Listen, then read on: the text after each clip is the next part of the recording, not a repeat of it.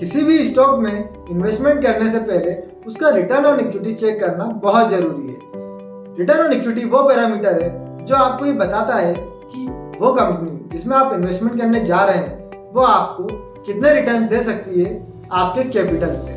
नमस्कार दोस्तों, मेरा नाम है प्रवीण और मैं आप सभी का स्वागत करता हूं फंडामेंटल एनालिसिस की सीरीज में, जिसमें आज हम बात करने वाले हैं बहुत ही interesting topic return on equity के बारे में। रिटर्न ऑन इक्विटी क्या होता है, कैसे इसको समझा जा सकता है, कैसे कैलकुलेट किया जा सकता है और इसके बारे में कुछ प्रॉस एंड कॉन्स।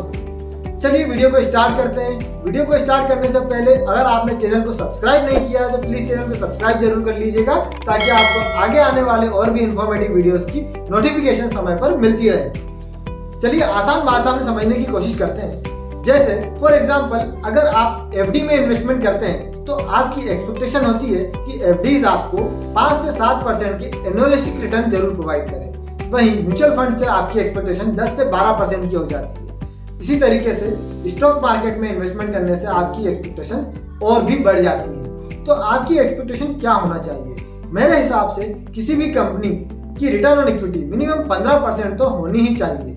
इससे कम रिटर्न ऑन इक्विटी अगर किसी कंपनी की है तो इससे बेटर ऑप्शन हमारे पास म्यूचुअल फंड आ जाता है। हमें कोई ज्यादा एनालिसिस करने की जरूरत नहीं, हम म्यूचुअल फंड में इन्वेस्टमेंट कर सकते हैं। वहां पर हमारे लिए डेडिकेटेड फंड मैनेजर्स हैं जो हमारे लिए एनालिसिस करके एटलीस्ट 10 से 12% के रिटर्न तो प्रोवाइड कर ही देंगे। चलिए अब रिटर्न ऑन इक्विटी को कैसे कैलकुलेट करते हैं उसको समझने की कोशिश करते हैं।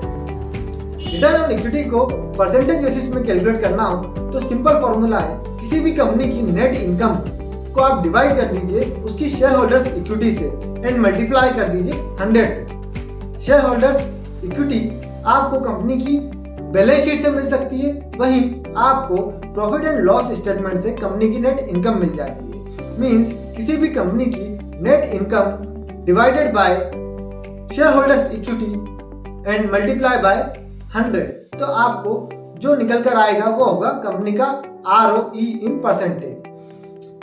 फॉर एग्जाम्पल, अगर कोई कंपनी 100 रुपीज इन्वेस्टमेंट करके, मीन्स कंपनी का total share holders equity 100 rupees है और कंपनी 20 रुपीज साल भर में अर्न कर लेती, मीन्स कंपनी की इनकम 20 रुपीज हुई, तो 20 divided by 100 and multiply by 100, तो कंपनी की टोटल परसेंटेज ROE होगा 20%। अब यहाँ पे तो हमें समझ में आया कि कंपनी 20% साल भर में हमें कमा के दे सकती है। वहीं अगर मैं बात करूँ, उस कंपनी ने 100 रुपीज का अगर डेट ले लिया है 10% इंटरेस्ट पे, तो कंपनी के पास टोटल पैसा हो गया 200 रुपए, बट कंपनी के पास सेल्फ इक्विटी जो है वो 100 रुपीज की है। अब कंपनी 200 रुपीज इन्वेस्टमेंट करके टोटल 40 रुपीज अर्न करती है। तो हम फॉर्मूला किस तरीके से पुट ऑन करेंगे? Net income 40 rupees divided by share holders equity, तो शेयर होल्डर्स इक्विटी है ओनली 100 रुपीज। रिमेनिंग 100 रुपीज जो हमने इन्वेस्ट किया है वो तो हमने डेट लेके किया है, तो उसको वहां हम यहाँ पे ऐड नहीं करेंगे। Multiply by 100। अब यहाँ पे हम देखते हैं कि कंपनी ने 40% का ROE जनरेट किया है। तो 40% में से 10% तो कंपनी दे देगी डेट को इंटरेस्ट पे करने में। जहां से उसने डेट लिया होगा वहां उसको इंटरेस्ट पे करना होगा 10%, तो उसने वहां पे फॉर एग्जांपल 10% के इंटरेस्ट रेट पे अगर डेट लिया तो 10% वहां पे कर दिया।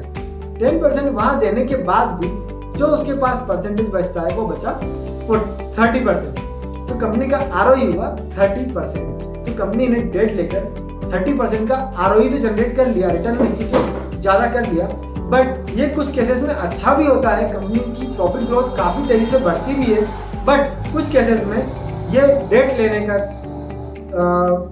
जो डिसीजन था कंपनी का वो गलत भी हो सकता है। जैसे कोविड वाली सिचुएशन, कंपनियों ने डेट तो लिया था बट डेट को पूरी तरीके से फुलफिल नहीं कर पाई, क्योंकि कंपनी अपना प्रोडक्शन उस तरीके से नहीं कर पाई, क्योंकि कंजम्पशन उस तरीके से था नहीं। इसलिए कंपनी में जब कंपनी का सेल्स उस तरीके से नहीं होती है या प्रोडक्शन उस तरीके से नहीं हो पाता है, तो डेट को पूरा करना कंपनी के लिए एक नासूर साबित हो जाता है। इसलिए कंपनी डेट को पूरा भर भी नहीं पाती। इसलिए जरूरी है कि आप रिटर्न ऑन इक्विटी चेक कर रहे हैं तो डेट फ्री कंपनीज में चेक करें, तो आपको सही इंफॉर्मेशन मिल पाएगी उस कंपनी के रिटर्न्स के बारे में। आपको ये इन्फॉर्मेशन कैसी लगी हमें वीडियो को लाइक करके या कमेंट करके जरूर बताइएगा। आपको वीडियो पसंद आया है तो प्लीज़ शेयर करना बिल्कुल ना भूलिएगा। और अगर अभी तक आपने वीडियो को सब्सक्राइब नहीं किया है तो चैनल को सब्सक्राइब कर लीजिए ताकि आगे आने वाले वीडियोस की नोटिफिकेशन आपको समय पर मिलती रहे।